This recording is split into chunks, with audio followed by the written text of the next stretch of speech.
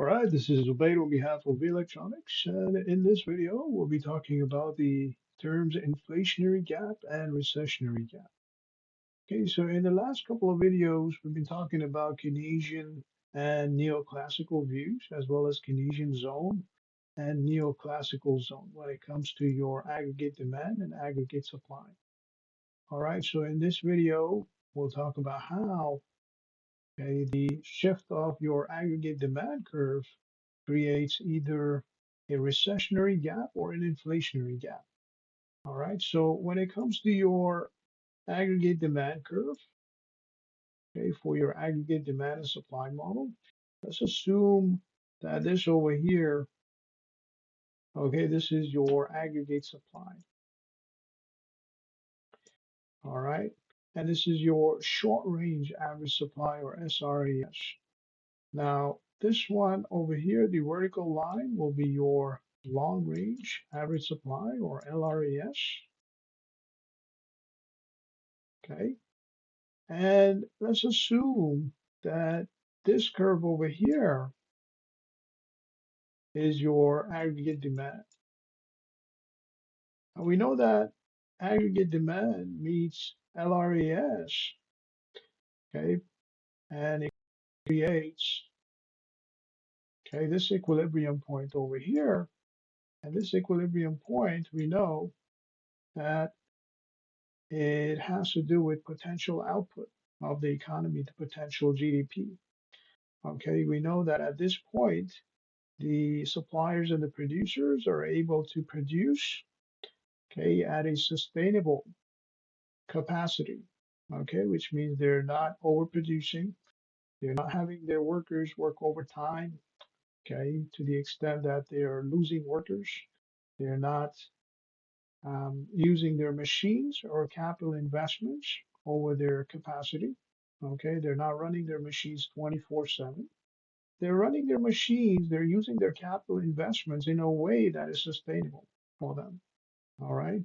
That keeps them in the market for a long period of time, given the cost of production. Because if you do run the machines 24/7, if you do use your labor over your maximum capacity, eventually you're going to lose money from cost of production. The machines may break down. Okay. The workers may go on strike. Okay. As a result of which, this is your potential output, your GDP. Okay. And this has to do with your real GDP. Okay, so your potential output. Okay, this is the output at which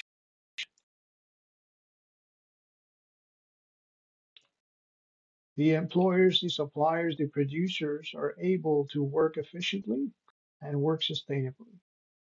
All right, now if your aggregate demand meets your long range average supply curve at this point, which is your equilibrium, we know that this is the ideal demand and supply. All right, however, if for some reason, if the aggregate demand, okay, and let me draw the aggregate demand curve one more time.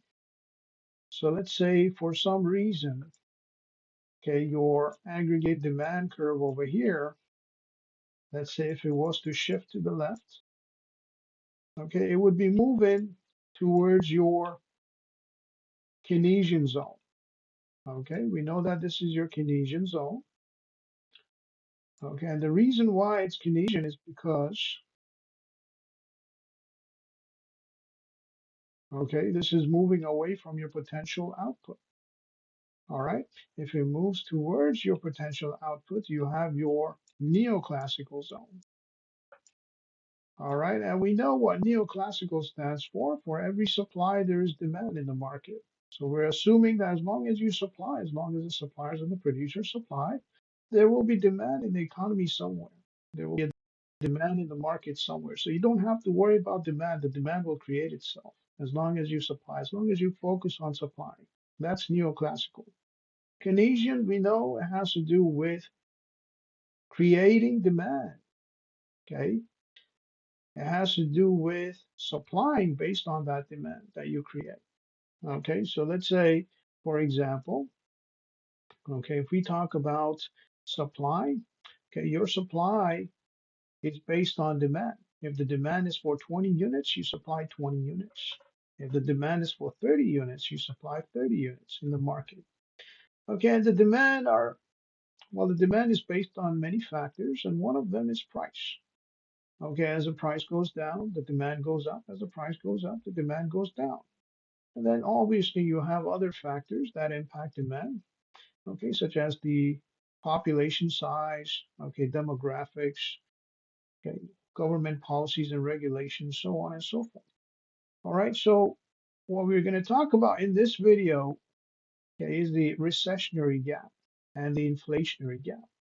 The recessionary gap is created when the aggregate demand curve shifts to the left to the extent, okay, that it creates a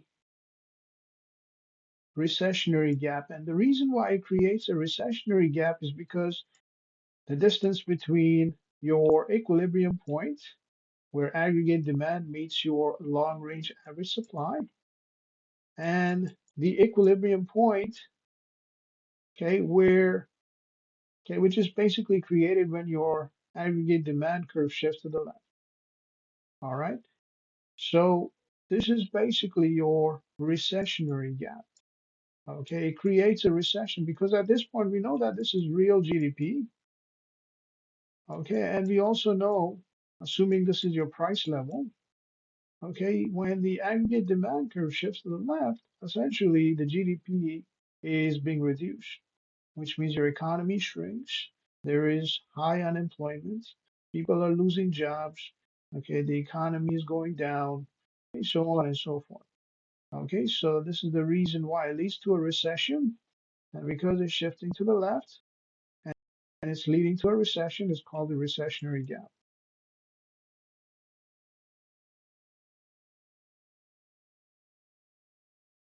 This is your recessionary gap.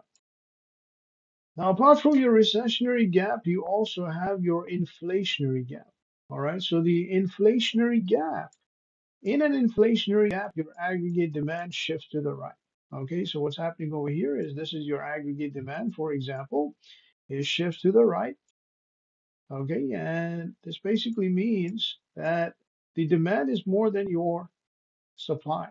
And we know that this is your supply at which producers and your suppliers are able to work efficiently, sustainably. However, if the demand goes and crosses over your supply, let's assume that this is your new demand, this is your 81.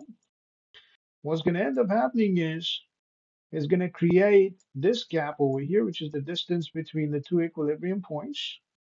Okay, and this gap is basically your inflationary gap because it creates inflation, right? Because if the economy or the nation does not produce goods and services, it creates inflation. Okay, if the government pumps money into the system, if the government imposes tax cuts, okay, or if the central bank or the Federal Reserve Bank goes ahead and buys bonds, okay, by okay, pumping money into the system, and basically the target is to get the economy out of recession. In doing so, they pump so much money into the system that it creates inflation. Okay, the value of money in general goes down without the production. Without production, if there is production, the value of money goes down, the value of currency goes down. As a result of which, this gap over here, okay, this gap is your inflationary gap.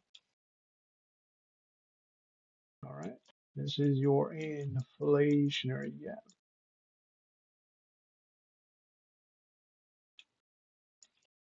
Okay, so again, a recessionary gap is created when your aggregate demand curve shifts to the left. An inflationary gap is created when your aggregate demand shifts to the right, okay, and crosses your potential GDP, for example, your long range average supply curve. All right, so that will be it for this video. On behalf of B Electronics, this is Obey. Have yourself a great day.